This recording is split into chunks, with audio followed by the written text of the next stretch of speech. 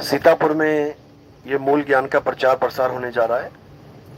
बहुत बड़े भाग होते हैं उन जीवों के जो अपने पूरे जीवन काल में एक बार भी इस मूल ज्ञान को सुन पाते हैं, और उससे भी बड़े भाग होते हैं जो इस मूल ज्ञान को थोड़ा सा भी समझ पाते हैं। क्योंकि सुनना आसान है, आए बैठे घंटा 2 घंटा सुन के चले गए, लेकिन इसको समझना बहुत मुश्किल है।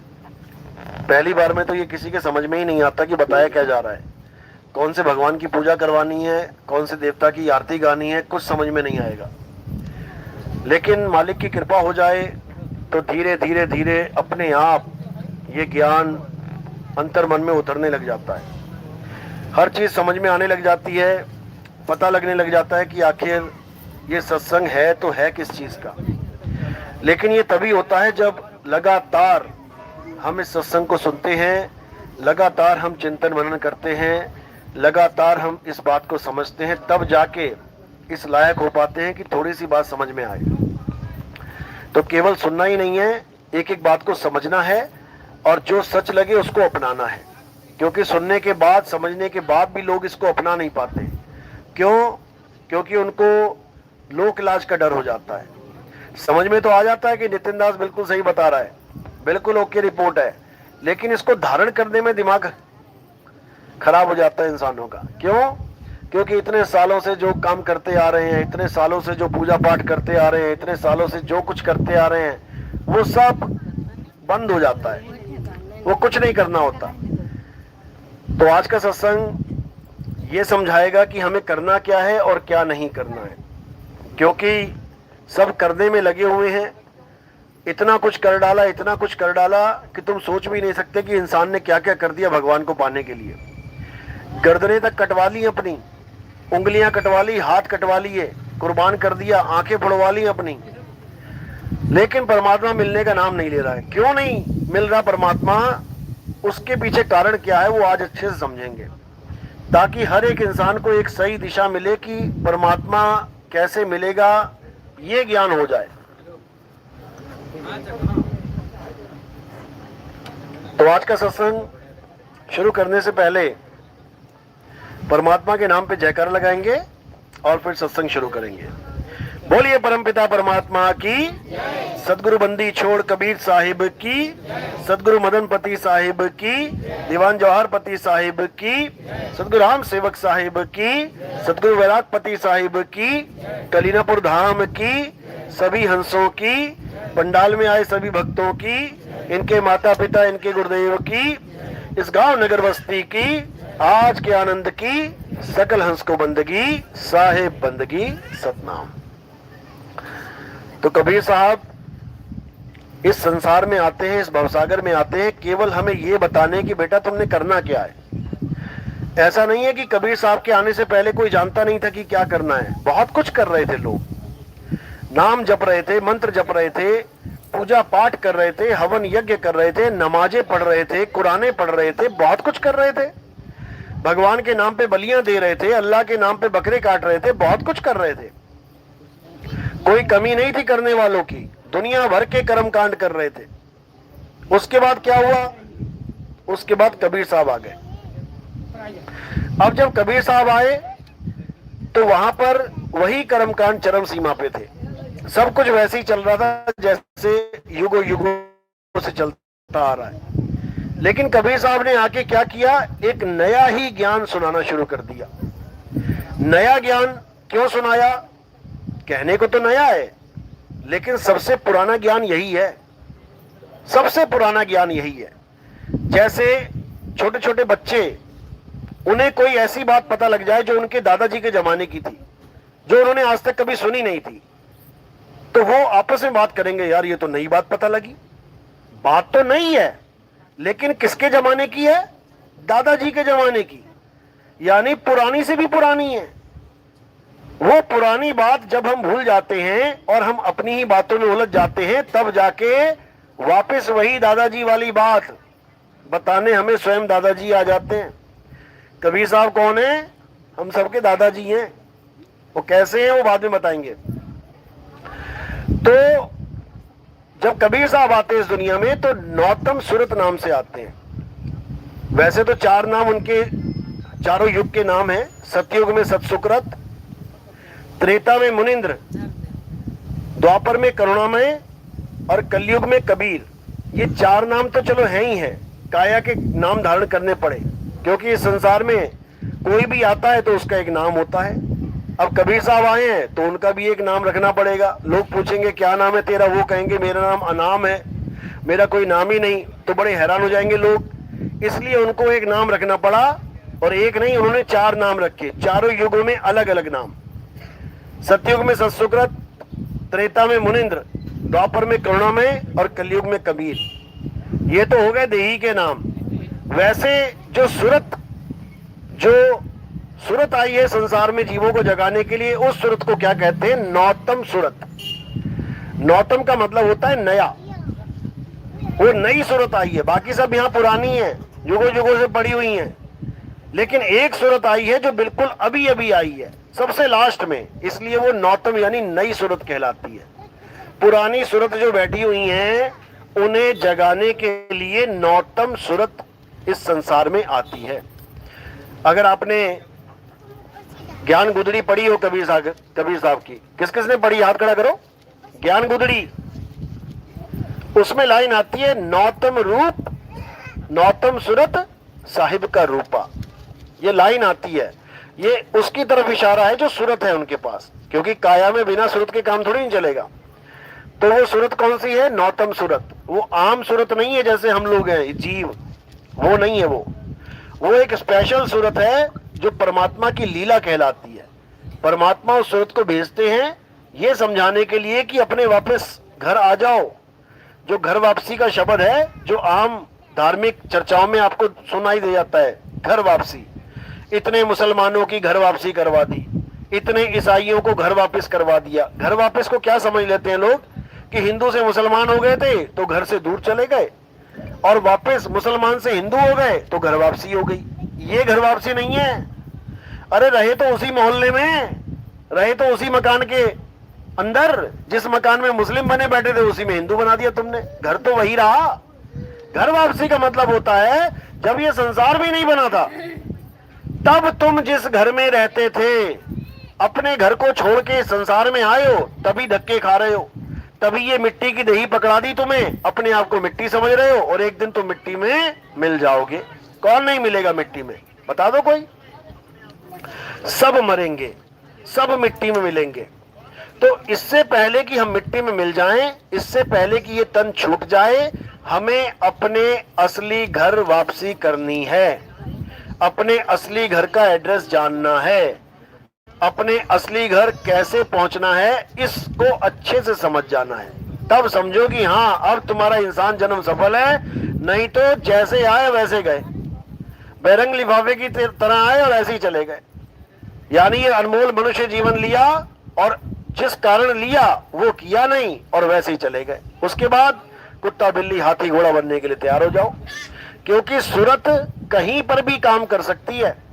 जैसे एक आदमी, चाहे उससे साइकिल चलवा लो, तुम उससे रिक्शा चलवा लो, तुम उससे मोटरसाइकिल चलवा लो, तुम उससे स्कूटी चलवा लो, तुम उससे ट्रक चलवा लो, तुम उससे बस चलवा लो, तुम उससे हवाई जहाज चलवा लो, हेलीकॉप्टर चलवा लो, पानी का जहाज कुछ भी चलवा लो, चलाने वाला एक है, इंसान।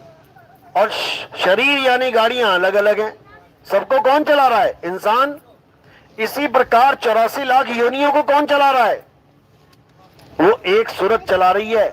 अभी वो सूरत कहाँ है? इस काया में है। अब इस काया में आ गई तो वो सोच रही है मैं तो इंसान हूं, मैं तो इंसान ही रहूंगा, मैं तो इंसान मरूंगा, इंसान ही पैदा होऊंगा। यही सबसे बड़ी मूर्खता है। ये सूरत इंसान चोले में काम कर रही है, इसलिए अपने आप को इंसान मान बैठी है। यही सूरत जब कुत्ता बिल्ली बकरे के शरीर में चली जाएगी तो ये अपने आप को कुत्ता बिल्ली बकरा ही मानेगी, ये भूल जाएगी कि मैं इंसान हूं। ये केवल कुछ समय के लिए तुम्हें एक गोल्डन चांस मिला है कि अपने आप को इस इंसानी जामे के द्वारा मुक्त कर लो, और किसी जामे में मुक्ति नहीं मिल सकती। ऐसा नहीं है कि सब में सूरत नहीं है, सब में है, लेकिन मुक्ति सब में नहीं है। कुत्ता भी है, अच्छे से ट्रेंड कर लो, तुम्हारी एक एक बात समझेगा, इशारे में काम करेगा। तुम बंदर पाल लो, बंदर इशारे में काम करेगा। देखो जैसे बोलता है चश्मा पहन लेता है, घूम के दिखा रहा है, बाजी मार रहा है, उल्टा चल रहा है, सब कुछ तो समझ रहा है वो, लेकिन वो काम नहीं कर सकता जो एक इंसान कर सकता है। क्या नहीं कर सकता? 184 योनियों में क्या नहीं कर सकता वो? ये जीव ये अपने स्वरूप को प्राप्त नहीं कर सकता, और इंसान जन्म में ये अपने स्वरूप को समझ सकता है, जान सकता है, सत्संग के माध्यम से, गुरु ज्ञान के माध्यम से। इसलिए इंसान जन्म को बहुत महत्वपूर्ण जन्म बोला गया है, बहुत महत्वपूर्ण।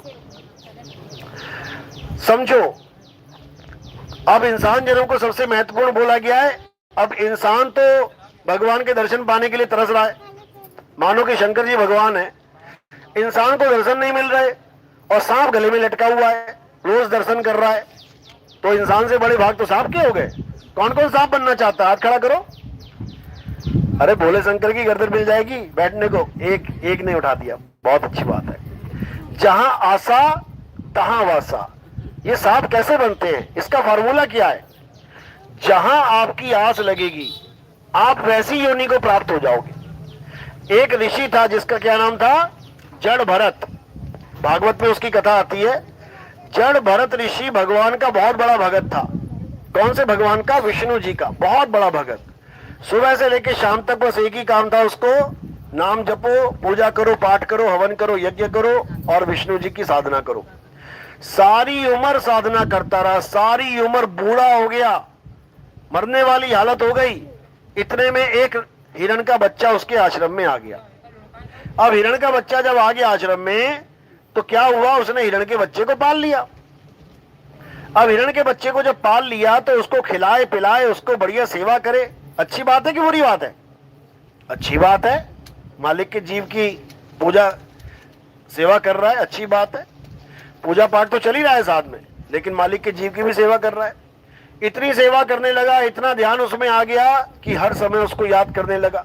उसके बिना चैन ना आए, अच्छी बात है। छोटा सा जीव है, कोई खा ना जाए, शेर चीता, उसकी रक्षा करने के लिए 24 घंटे उसके बारे में सोच रहा है, अच्छी बात है। लेकिन फिर क्या हुआ? फिर एक दिन ध्यान धरते धरते, भगवान का नाम लेते लेते मौत आ गई। जब मौत आई तब क्या किया उसने? तब उसका ध्यान फिर हिरण के बच्चे में चला गया। अब फिर उसके बारे में सोच रहा है कि मेरे बाद इसका क्या होगा, इसकी रक्षा कौन करेगा, ये क्या खाएगा क्या पिएगा, मैंने इसको बांधा हुआ है, कौन खोलेगा उसको, मैं तो जा रहा हूं। अच्छा सोच रहा है कि बुरा सोच रहा है? अच्छा सोच रहा है जीव के लिए, लेकिन इसकी सजा क्या मिली उसको? उसको अगला जन्म इंसान की जगह हिरण का मिल गया।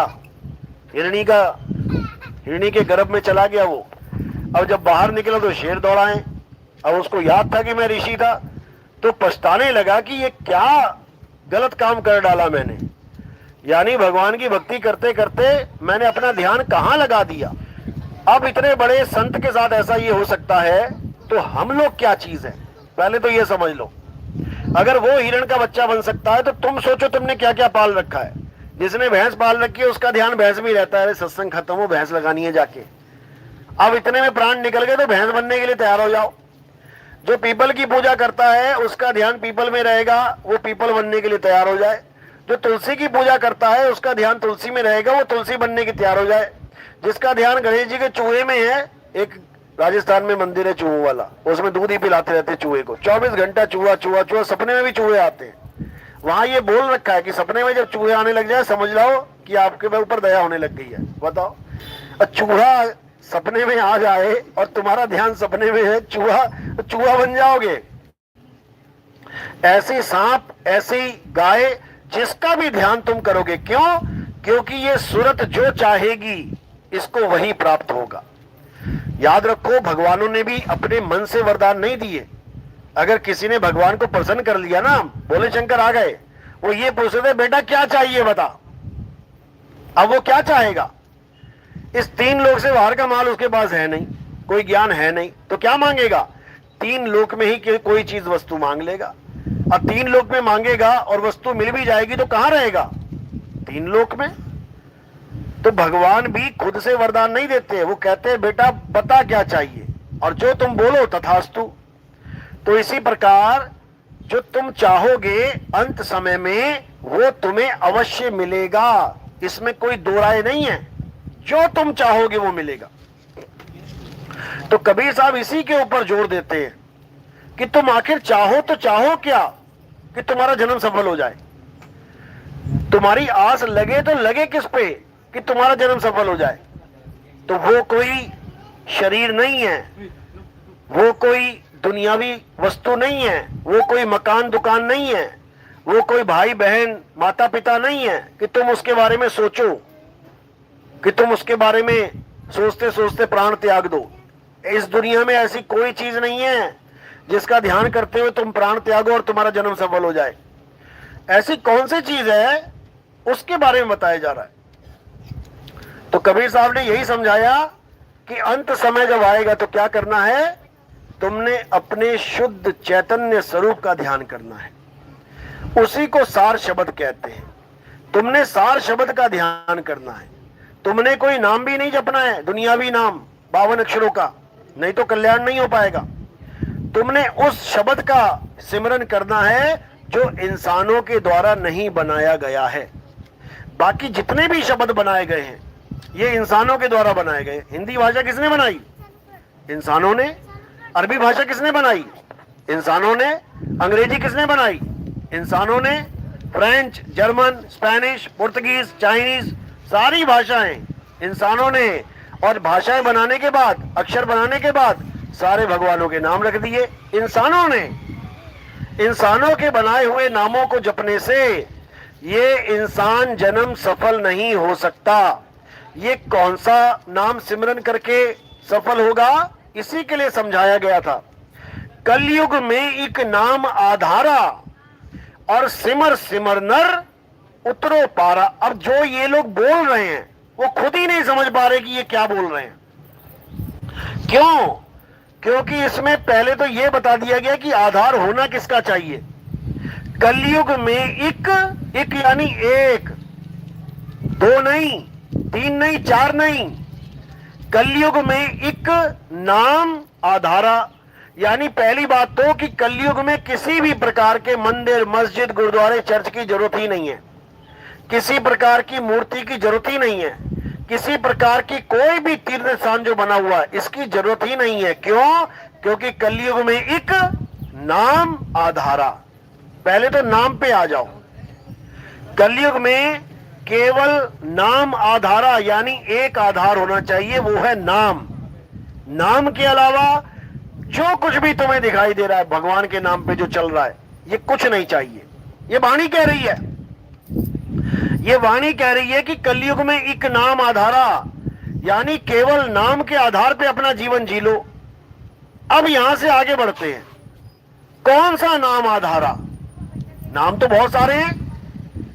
हिंदुओं के नाम अलग हैं, मुसलमानों के अलग हैं, सिखों का अलग है, ईसाइयों का अलग है। कौन से नाम पे आधार बनाऊं अपना मैं? कौन से आधार, कौन से नाम का आधार लूं?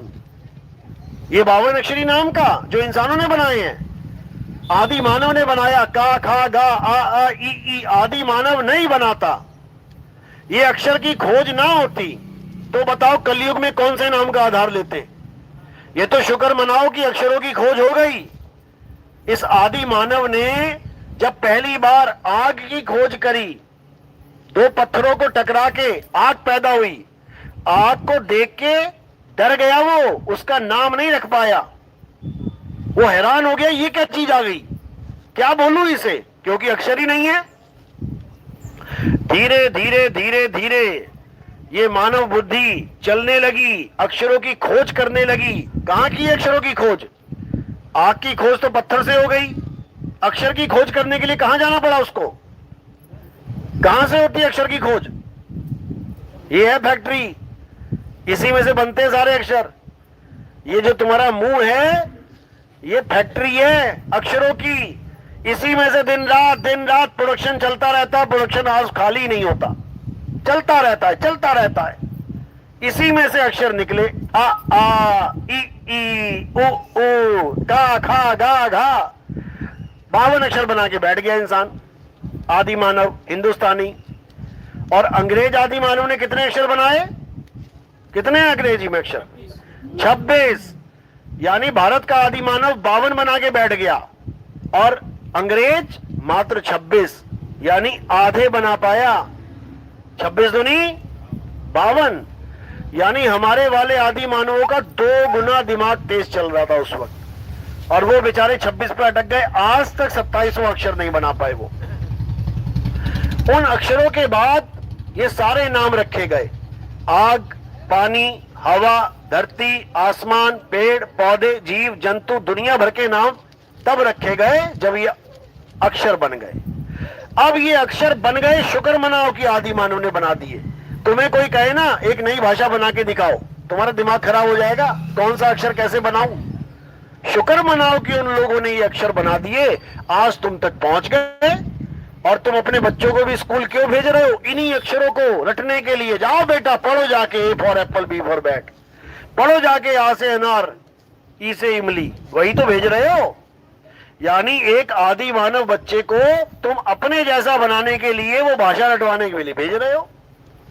ठीक है, यहां तक तो मामला समझ में आता है। अक्षर होने चाहिए, अक्षरों का ज्ञान होना चाहिए, तभी तो हम लोग आपस में बात कर पाएंगे सही से।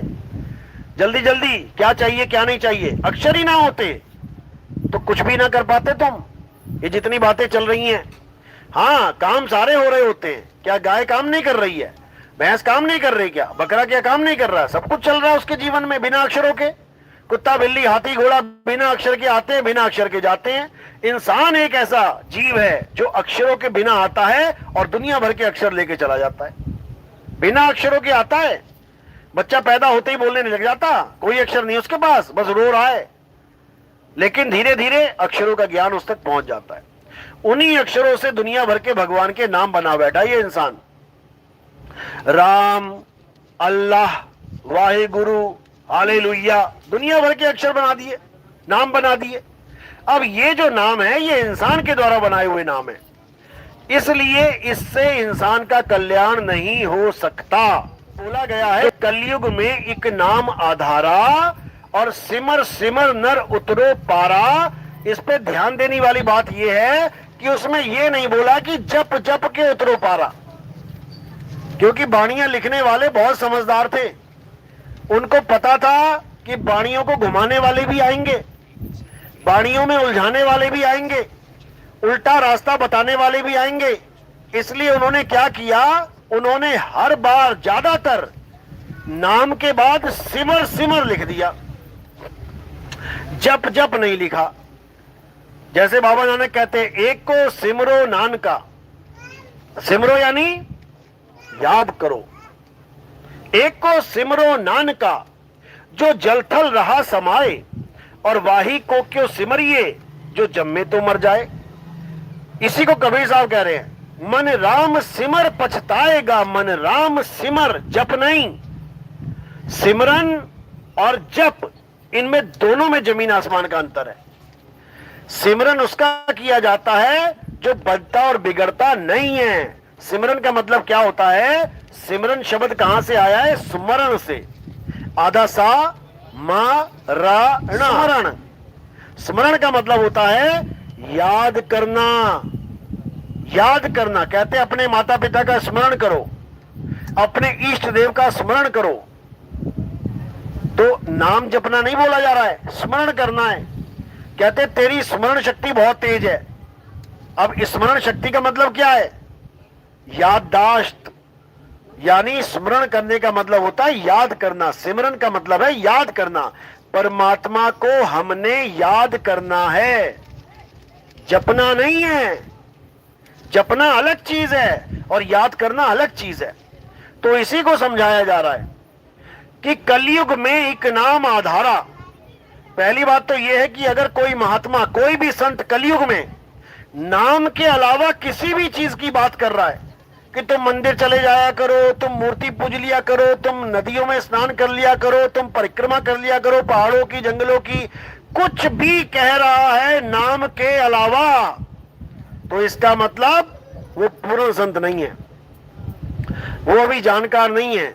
अभी उसका मन पत्थरों के आधार पे है, अभी उसका मन मंदिरों का आधार लेना चाहता है, उसका मन नदियों के आधार पे चल रहा है, उसका मन जंगलों का आधार लेना चाहता है, उसका मन परिक्रमा का आधार लेना चाहता है, लेकिन अभी नाम का आधार नहीं है उसके पास, वरना हर चीज त्याग देता वो। कलयुग में एक नाम आधारा और सिमर सिमर जप जप नहीं, सिमर सिमर नर उतरो पारा। अब क्या करना है, दो प्रकार के नाम है, एक इंसान बनाता है भाषाओं के, हिंदी के, पंजाबी के, उर्दू के, फारसी के, और एक नाम है जो कोई बना नहीं सकता, वो बनने बिगड़ने से रहित है। अब वो क्या है, वो कौन सा नाम है? वो नाम कोई मंत्र जंतर नहीं है, वो नाम हमारा स्वरूप है, वो हमारा सत्य स्वरूप है। ये स्वरूप नहीं कि हाथ पैर आंख कान बाल खाल, ये नकली स्वरूप है। हमें अपना असली स्वरूप जानना है, जिसके लिए क्या बोला, कहते सत्य स्वरूपी नाम साहिब का, सो निज नाम हमारा। नाम क्या है साहिब का? सत्य स्वरूप, सत्य स्वरूप नाम साहिब का। यानी परमात्मा का असली नाम क्या है? ये 52 अक्षरी नाम नहीं है उसका कि तुमने रख दिया परमात्मा। जब हिंदी भाषा नहीं थी, जब आ आ ई काका गागा नहीं थे, तो परमात्मा बोलने वाला कौन था? ये सारे अक्षर खुद ही बना के, खुद ही भगवानों के लाखों नाम बना के बैठ गया इंसान, और उसको नहीं जान पाया जिसको जानना था। किसको जानना था? अपने सत्य स्वरूप को जानना था। अपने सत्य स्वरूप को समझ नहीं पाया और दुनिया भर के 52 अक्षर के नाम बना के जपने में लग गया। इसीलिए कबीर साहब ने बार बार समझाया कि वो सत्य स्वरूप कहां है, समझ लो। कह रहे हैं मोको कहां ढूंढे रे बंदे, मैं तो तेरे पास में। यानी वो सत्य स्वरूप कहां है? वो तुम्हारे बिल्कुल पास में है। ना मैं जप में, ना मैं तप में, और ना एकांत निवास में। मैं किसी जप से मिलने वाला नहीं कि तुम राधे राधे जपो, तुम अल्लाह अल्लाह जपो, तुम वाहिगुरु वाहिगुरु जपो, तुम गॉड गॉड जपो, तुम कबीर कबीर जपो और सोचो कि तुम्हें तुम्हारा सत्य स्वरूप मिल जाएगा। जीवन में नहीं मिलेगा, कभी नहीं मिलेगा। कैसे मिलेगा? तब मिलेगा जब तुम अपनी आत्मा को जानोगे। अब जब तक तुम अपनी आत्मा को नहीं जान पाए, तब तक तुम किसी ना किसी मंत्र के चक्कर में पड़े रहोगे। तो तुम्हारे जीवन में कौन आए कि तुम आत्मा का ज्ञान प्राप्त कर पाओ? आत्म ज्ञानी गुरु। गीता में क्या बताया गया? हे अर्जुन, इस दुनिया में दो प्रकार के तत्व हैं, एक असत्य और एक सत्य। असत्य क्या है? आत्मा को छोड़ के सब कुछ असत्य है। आत्मा के अलावा तुम कुछ भी लिख दो कागज पे, कुछ भी, A to Z, इस दुनिया की कोई भी चीज लिख दो, कुछ भी लिख दो, उस पे कांटा मार देना, वो एक दिन बनेगी और बिगड़ेगी। आत्मा के अलावा ऐसा कोई है ही नहीं जो कभी पैदा और कभी मरता नहीं है। सब पैदा होंगे, सब मरेंगे। कौन कभी पैदा नहीं होता, कौन कभी नहीं मरता? हे अर्जुन, आत्मा कभी पैदा नहीं होता, आत्मा का कभी नाश नहीं होता। आत्मा अजन्मा है, जिसका कभी जन्म होता ही नहीं है, और आत्मा अमर है, उसका कभी मरण होता ही नहीं है। तो जिसका कभी जन्म ना हो, जिसका कभी मरण ना हो, केवल वही सत्य है। उसके अलावा तुम कुछ भी लिख दो, कुछ भी, और खुद ही कांटा मार देना, क्योंकि दो चीजें सत्य नहीं हो सकती। सत्य केवल एक ही है, और वो क्या है? अचल आत्मा ही सत्य है। उसी के लिए अध्याय 3 17वां श्लोक क्या बोला कृष्ण जी ने? हे अर्जुन, जो अपनी आत्मा में रमण करते हैं, जो अपनी आत्मा में संतुष्ट हैं, जो अपनी आत्मा में तृप्त हैं, उनके लिए कोई धार्मिक कर्म कर्तव्य लागू ही नहीं होता। यानी दुनिया भर का पूजा पाठ हवन यज्ञ, ये कर लो, वो कर लो, गंगा नहा लो, जमुना नहा लो, पहाड़ों पे चले जाओ, ऐसा कर लो, वैसा, सब खत्म हो जाता है, सबका सब खत्म। बस एक चीज रह जाती है, वो है आत्मा में रमण कैसे करना है। अब आत्मा में कैसे रमण करना है? ये कोई समझ ही नहीं सकता। क्यों नहीं समझ सकता? क्योंकि आत्मा का ज्ञान नहीं है। तो क्या करना पड़ेगा? पहले आत्मज्ञानी गुरु के पास जाना पड़ेगा। आत्मज्ञानी गुरु के लिए क्या बोला गीता में? अध्याय 4 34वां श्लोक, हे अर्जुन, अगर तुम सत्य को प्राप्त करना चाहते हो, अगर तुम सत्य को जानना चाहते हो, अगर तुम आत्म तत्व को जानना चाहते हो, तो क्या करो? किसी जपी तपी सन्यासी के पास जाने को नहीं बोला। क्या कह रहे हैं? तुम ऐसे तत्वदर्शी संत की शरण में जाओ। तत्वदर्शी संत, ये क्या होता है तत्वदर्शी? क्या मंत्र जपने वाले को तत्वदर्शी कहते हैं? क्या पूजा पाठ करने वाले को तत्वदर्शी कहते हैं? क्या गंगा जमुना में स्नान करने वाले को तत्वदर्शी कहते हैं? क्या पत्थरों की पूजा करने वाले को तत्वदर्शी कहते हैं? बिल्कुल नहीं। तत्वदर्शी का मतलब क्या होता है? जो तुम्हें दोनों प्रकार के तत्वों का ज्ञान करवा दे, एक असत्य तत्व और दूसरा सत्य तत्व। असत्य और सत्य दोनों का ज्ञान करवाने के बाद असत्य को छुड़वा दे और सत्य को लखा दे, तब समझ जाओ कि तुम अब सही तत्वदर्शी संत की शरण में आ गए हो। तत्वदर्शी संत की शरण में आने के बाद क्या करना है? कहते दंडवत प्रणाम करके उनसे ज्ञान की भीख मांगनी है।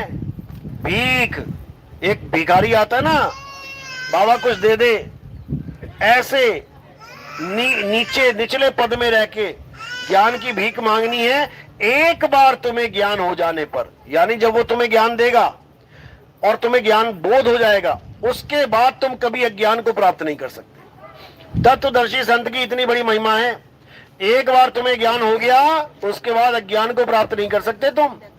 इतनी बड़ी महिमा है उसकी। लेकिन ये तब है जब हम तत्वदर्शी संत की शरण में जाए। कौन जा रहा है? सब मंदिरों में मस्जिदों में घुसे जा रहे हैं, सब गुरुद्वारों में चले जा रहे हैं, उससे कुछ होने वाला नहीं है। ठीक है, शुरुआती ज्ञान अच्छा है, मंदिर जाओ, मस्जिद जाओ, गुरुद्वारे जाओ, चर्च जाओ, शुरुआती ज्ञान बहुत अच्छा है, लेकिन अंत आत्मा पे होना चाहिए। हे अर्जुन, आत्मा के अलावा अगर कोई किसी की भी साधना करता है तो वो अपूर्ण साधना है, वो असत्य की साधना है। सत्य क्या है? केवल आत्मा सत्य है, जिसको ना कोई शस्त्र काट सकता है, ना अग्नि जला सकती है, ना वायु सुखा सकती है, ना जल भिगो सकता है। इस आत्मा को कोई कुछ करने में सक्षम ही नहीं है। तो क्या करना है? हे अर्जुन, इसी जन्म में हमें आत्मा का ज्ञान प्राप्त करना है। और कौन करेगा ज्ञान? कौन प्राप्त करेगा? जीवात्मा। दोनों में फर्क है। जब मैं कह रहा हूं कि आत्मा का ज्ञान प्राप्त करो तो वो परमात्मा की तरफ संकेत है, और जब मैं कह रहा हूं कि अपनी आत्मा का कल्याण करो तो वो जीवात्मा की तरफ संकेत है। कल्याण किसका करवाना है? जीवात्मा का। कल्याण होगा किस आत्मा से?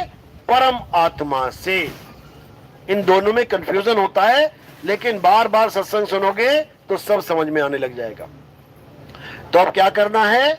अब हमें तंत्र मंत्र जंतर पूजा पाठ हवन यज्ञ, ये तीर्थ मूर्त सब छोड़ देना है, सब छोड़ देना है। और क्या करना है? हे अर्जुन, अपनी आत्मा में रमण कर। बस एक ही काम रखना है। कितनी देर? 24 घंटा। ये नहीं कि सुबह हो गई तो आधा घंटा तुमने घंटी वंटी बजा ली और हो गया है, एक आधा घंटा माला फेर लिया, हो गया। 24 घंटा आत्मा में रमण करके कैसे कैसे करना है वो गुरु से पूछना है। अपनी आत्मा में रमण करने की विधि तुम्हें गुरु बताएगा। और उससे फायदा क्या होगा? क्योंकि कई लोग कहते हैं जी हम भगवान की पूजा इसलिए करते हैं क्योंकि हमें फायदा हो जाता है। दुकान चल पड़ी, मकान बन गया, लड़के को लड़की मिल गई, शादी हो गई, बच्चे हो गए, नौकरी मिल गई, ऐसा हो गया वैसा हो गया। इसलिए लोग पूजा पाठ ज्यादा करते हैं कि अगर पूजा नहीं करेंगे भगवान रुष्ट हो जाएंगे, घर में कलेश हो जाएंगे, तकलीफें आ जाएंगी। पहली बात तो समझ लो, ऐसा कुछ नहीं होता है, ऐसा कुछ नहीं होता है। तुम सालों सालों से, हजारों सालों से देवी देवताओं की पूजा कर रहे हो। आज भी इंडिया का हाल देख लो, गरीबी कितनी है। वो दुबई देख लो, 20 साल में कहां से कहां पहुंच गया। एक बार भी लक्ष्मी जी और एक बार भी कुबेर जी की आरती नहीं करी उन्होंने। बिना लक्ष्मी की आरती के, बिना कुबेर की आरती के वहां पे भंडार खुल गए, समझो। यानी ऐसा कोई देवी देवता नहीं जिसके द्वारा तुम्हें कोई पैसा मिले। लक्ष्मी जी की पूजा करते करते झोपड़पट्टी वाले कितने आए और कितने चले गए, उसी में मर गए। पूजा चलती रही लेकिन आज तक एक महल ना बन पाया। महल छोड़ो, बड़ा मकान ना बन पाया। तो फिर ये केवल हमारी आस्था को टिकाने के लिए बनाया जाता है कि हमारी आस्था टिकी रहे, हम भगवान के नाम पे कुछ ना कुछ करते रहें, हमारी श्रद्धा बनी रहे। क्यों? ताकि तुम्हें अंत में जो आत्मज्ञानी गुरु मिले और तुम्हें समझाए तो तुम्हारे समझ में आ जाना चाहिए। भगवान से विमुख ना हो जाओ, इसलिए गली गली में मंदिर बनाए जाते हैं, इसलिए गली गली में गुरुद्वारे चर्च बनाए जाते हैं कि आते जाते घूमते कहीं ना कहीं मंदिर मस्जिद दिखे और तुम्हारा सिर झुक जाए, माथा टेक लो तुम। इसलिए नहीं कि उसमें भगवान रहता है, इसलिए बनाए जाते हैं ताकि तुम्हें याद रहे कि इस दुनिया में करने क्या आए हो। भगवान को छोड़ के तुम कुछ भी कर लो, कितना भी बड़ा मकान बना लो, कितनी बड़ी दुकानें बना लो, कितना पैसा इकट्ठा सोना इकट्ठा कर दो, तुम्हें सब छोड़ के जाना पड़ेगा। बताओ तो क्या करते रहे? चीज को इकट्ठा करते रहे जो तुम्हें छोड़ देनी है एक दिन। सोचो कितने बड़े जाल में बुन दिया इस मन ने, हमें फंसा दिया। यानी वो चीज इकट्ठा कर जो तुझे छोड़नी पड़ जाए, उसके बाद उसकी टेंशन में मरते जाओ। मेरा मकान कौन लेगा, मेरी दुकान किसके हिस्से जाएगी, मेरा पैसा कौन ले जाएगा, सोचते रहो। जिसको कभी जीते जी 100 रुपया नहीं दिया वो तुम्हारे लाखों रुपए गबन करके बैठ जाएगा तुम्हारे बाद। तो क्या करने आए थे और क्या करने लग गए, इस पे विचार करना पड़ेगा। कबीर साहब कह रहे हैं, कबीर सो धन संचिए। पैसा धन संचो, बिल्कुल, लेकिन कौन सा? कबीर सो धन संचिए जो आगे को होए। आगे को होए मतलब जो तुम्हारी काया छूटने के बाद भी तुम्हारे साथ रहे। कबीर सो धन संचिए जो आगे को होए, और सिर पे उठा के गाठड़ी जात ना देखा कोई। सिर पे कोई गठड़ी उठा के गया आज तक? सारी गठड़ियां यहीं रह गई पड़ी, और वो सूरत निकल के 84 में चले गई, बन गया नाली का कीड़ा। अब पहले 2 पैरों पे चलता था, अब कैसे चलेगा? ऐसे ऐसे चलेगा, ऐसे ऐसे चलता ना कीड़ा, यही हाल हो जाएगा। तुम सोच रहे हो कि नाली के कीड़े की किस्मत ऐसी है, तेरी भी किस्मत वैसी होने वाली है। क्योंकि कोई दुश्मनी थोड़ी नहीं है भगवान की उसकी कि तुझे इंसान बना दिया, वो नाली का कीड़ा बना हुआ है। अरे वो भी इंसान था तेरी तरह, उसे भी मिले थे समझाने वाले, उसको भी मिलता था सत्संग। वो कहता था, अरे किसने देखा, किसने जाना, कौन सी 84, कौन सा नाली का कीड़ा, ले बन गया, अब खुश है। इसी प्रकार दुनिया भर के जानवर घूम रहे बिना सत्संग के। सत्संग यानी सत्य का साथ, सत्संग। जब सत्य का संग हो जाएगा तुम निकल जाओगे दुनिया से, तुम भवसागर से पार हो जाओगे, तुम इस 84 लाख योनियों से पार हो जाओगे। सत्संग के नाम पे कथा सुनने लग गए तुम। बताओ, तुम्हें इतना भी विवेक नहीं रहा कि सत्संग का मतलब क्या होता है और कथा का मतलब क्या होता है। तुम कथाओं को सत्संग मान के तुमने भंडार भर दिए इन लोगों के। अरे कथा का मतलब होता है जो बीत गई उसकी कथा सुनाना, और सत्संग का मतलब होता है सत्य का संग करना। जो बीत जाए उसकी कथा सुना सुना के तुम्हें क्या ज्ञान मिलेगा, बता दो जरा। राम जी ने रावण को मारा, वो तो मारा ही है, उसमें तू क्या बताएगा आगे हमें भाई? हैं, ऊपर बैठ के सुना रहा है कथा। वो कथा सबको पता है, जो सबको पता वही सुना सुना के जीवन बर्बाद कर रहा है। कृष्ण जी की सारी कथा पता है, किस किस को कब मारा, कैसे मारा। अरे टीवी चैनलों पे दुनिया भर की देख लो तुम, श्री कृष्ण आता था, रामायण आती थी, तुम्हें कथा समझ में आ गई, बात खत्म। अब उसी कथा को तुम दिन रात सुन रहे हो, तो ऐसा थोड़ी नहीं होगा कि रावण राम को मार देगा। 1000 बार सुनोगे तब भी राम रावण को ही मारेगा। समझो, ये कथाएं हैं, ये सत्संग नहीं है। सत्संग का मतलब क्या होता है? बिन सत्संग विवेक ना होई, और राम कृपा बिन सुलभ ना सोई। बिन सत्संग विवेक ना होई। सत्संग वो होता है जिससे तुम्हारा विवेक जाग जाए। विवेक क्या होता है? पड़ोसी का लड़का है क्या? कौन है विवेक? ये तुम्हारा विवेक। क्या होता है विवेक? जो सत्य और असत्य का निर्णय करता है। क्या है सत्य, क्या है असत्य? हे अर्जुन, आत्मा सत्य है, आत्मा के अलावा सब कुछ असत्य है। और जब सत्संग के द्वारा तुम्हारा विवेक जागेगा तो तुम असत्य को छोड़ना स्वीकार कर लोगे, यानी असत्य को त्याग दोगे और सत्य का संग कर लोगे, तब जाके तुम सत्संगी कहलाओगे। नहीं तो कथाएं सुनते रहो और 84 में भ्रमण करते रहो। समझो बात को, कथाएं सुनते रहो और 84 में घूमते रहो। अगर यही करना है तो तुम्हारी मर्जी है, और अगर सत्य को जान के सदा सदा के लिए मुक्त होना है, जन्म मरण के भव सागर से मुक्त होना है, तो भाई साहब आत्मा का ज्ञान समझना सीख लो। कृष्ण जी ने बताया, मीराबाई ने बताया, कबीर साहब ने बताया, कहते जल में मीन प्यासी, मोहे देखत आवे हांसी, आत्म ज्ञान बिना नर भटके, कभी काबा कभी काशी।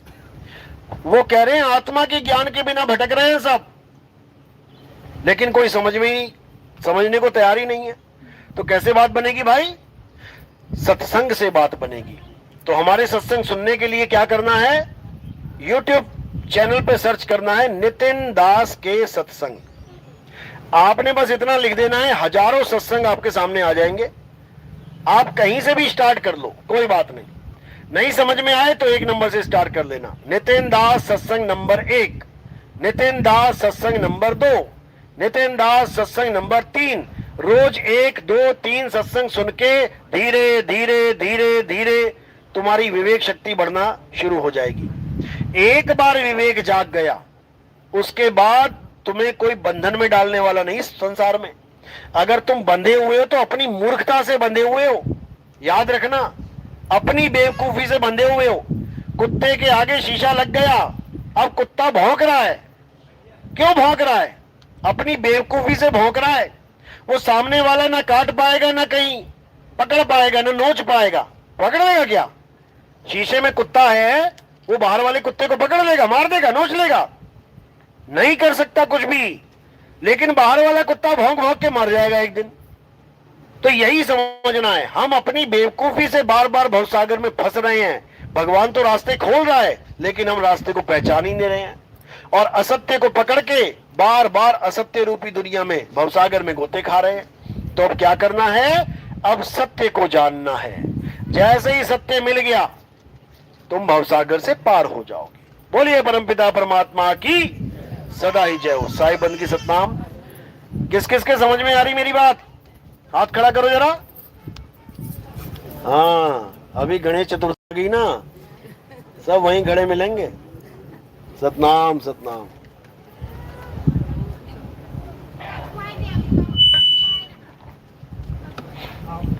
चलो अब आरती का समय है। आरती कैसे करनी है समझ लो। हमारे यहाँ आरती किसी कैलेंडर की, फोटो की, पत्थर की नहीं होती है। हमारे यहाँ आरती किसकी होती है? आत्मदेव की होती है। हमारे यहाँ संतों को शरीर नहीं माना जाता, हमारे यहाँ आत्मा माना जाता है। तो कहते हैं संत हमारी आत्मा, हम संतन के जीव, और संतन हम में रम रहे ज्यों माखन में घी। तो क्या करना है? थोड़े से फूल उठा के मेरे सिर के ऊपर रख देने हैं। यहाँ पे सिर के ऊपर क्यों रखे? क्योंकि पैर के अंगूठे से लेके सिर की चोटी तक ये क्या दिखाई दे रहा है तुम्हें? नाशवान शरीर। इसे नितिन दास मत समझ लेना कि तुम इस शरीर को नितिन दास मान लो। नितिन दास शरीर नहीं है, शरीर धारण किया हुआ है नितिन दास ने। तो क्या करना है? शरीरों के परे फूलों को समर्पित कर देना है। तो कहां ये समर्पित हो जाएंगे? ये आत्मदेव को समर्पित हो जाते हैं। ये आत्मा की आरती कहलाती है, ये शरीरों की आरती नहीं है। तो आरती में आपने फूल सिर के ऊपर रखने हैं, और कोई सेवा में कुछ देना चाहेगा प्रचार प्रसार में, तो वो पैरों में रखना है। तो सेवा से हम क्या करते हैं? हमारा टीवी में प्रोग्राम आता है। आप सुबह सुबह टीवी खोलेंगे, साधना टीवी, ईश्वर टीवी, सुबह 6:30 7 बजे बैठ जाना। उसमें तुम्हें बाबा जी दिखाई देने लग जाएंगे। कई लोग, एक बाबा आया गया, दूसरा बाबा आया गया, तीसरा बाबा आया गया। क्या बता के जाते हैं बाबा लोग? कि परमात्मा को पाना है तो नाम जपो, नाम जपो, नाम जपो। इतना कह के वो निकलेगा, घंटा 2 घंटे बाद इतने में मैं आ जाऊंगा।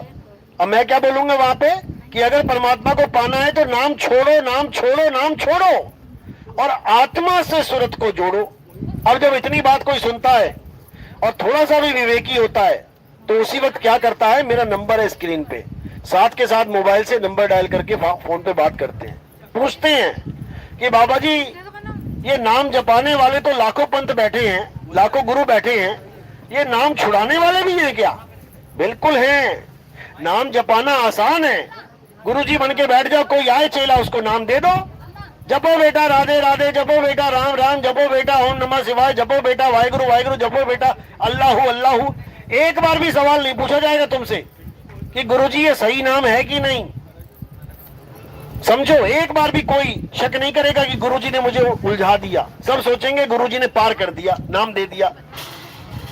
नाम जपाने वाला पंथ नहीं, ये नाम छुड़ाने वाला पंथ है। नाम छुड़ा के तत्व लखाने वाला पंथ है, तत्व लखा के मुक्ति दिलाने वाला पंथ है। ये नाम जपनिया पंथ नहीं है कि चंद अक्षर लेके तोते की तरह रटने लग जाओ, अल्लाह अल्लाह अल्लाह, वाहिगुरु वाहिगुरु वाहिगुरु। ये वाला काम नहीं है यहाँ पे। यहाँ आत्मा का ज्ञान करवाया जाता है, आत्मा का ध्यान करवाया जाता है। बोलिए परमपिता परमात्मा की सदा ही जय हो। साहिब बंदगी सतनाम, जय सतनाम।